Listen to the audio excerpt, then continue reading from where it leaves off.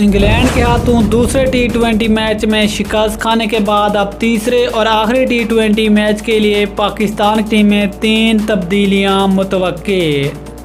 England के खिलाफ टी20 series जीतने के लिए अब आखिरी मैच के लिए पाकिस्तान की प्लेइंग 11 में कौन सी 3 बड़ी तब्दीलियां होंगी, कौन से 3 खिलाड़ियों को पाकिस्तान टीम में शामिल किया जाएगा और कौन से खिलाड़ियों को टीम से ड्रॉप किया जाएगा, मुकम्मल तफसील इस वीडियो में।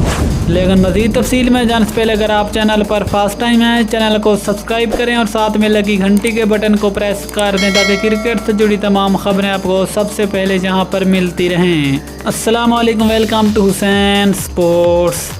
आपको तफसील से आगाह करते चलें कि इंग्लैंड ने दूसरे टी20 मैच में पाकिस्तान को शिकस्त देकर टी20 सीरीज 1-1 से बराबर कर दी है। अब दोनों टीमों के दरमियान टी20 सीरीज का तीसरा और आखिरी मैच 20 जुलाई को खेला जाएगा। इस तीसरे टी20 मैच के लिए पाकिस्तानी टीम में 3 बड़ी तब्दीलियां मुतवक्के हैं। अगर उन 3 बड़ी तब्दीलियों की बात करें तो जो पहली तब्दीली है वो नाम आते पाकिस्तानी ओपनर बल्लेबाज फ़खर जमान, जो कि आजकल टी20 में नीचे आकर बैटिंग कर रहे हैं। अब फ़खर जमान की जगह आखिरी 20 मैच में पाकिस्तानी ओपनर बल्लेबाज शर्जील खान को पाकिस्तानी टीम में शामिल किया जा सकता है, जो कि सबसे बड़ी तब्दीली है। इसके बाद नाम आता है 2 फास्ट बॉलर का, जिनमें एक नाम आता है हारिस रऊफ, जिसने पहले 2 मैच में बड़ी मार खाई और उसकी पहले 2 टी20 मैच में कोई ख़ास अच्छी कारकर्दगी नहीं रही। और दूसरी तब्दीली वो नाम आते मोहम्मद हसनैन, जिसने दोनों मैचों में 3-3 विकेट तो हासिल की, लेकिन उसको भी बहुत ज़्यादा मार पड़ी।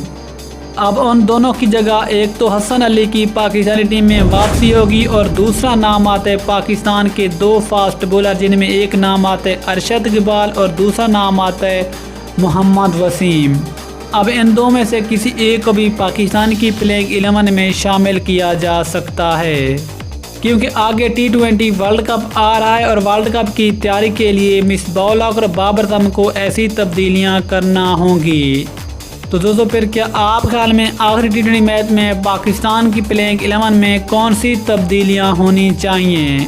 नीचे कमेंट सेक्शन में अपनी कीमती राय से ज़रूर आगाह करें। अगली वीडियो तक इजाज़त दीजिए। अल्लाह हाफिज़। पाकिस्तान जिंदाबाद।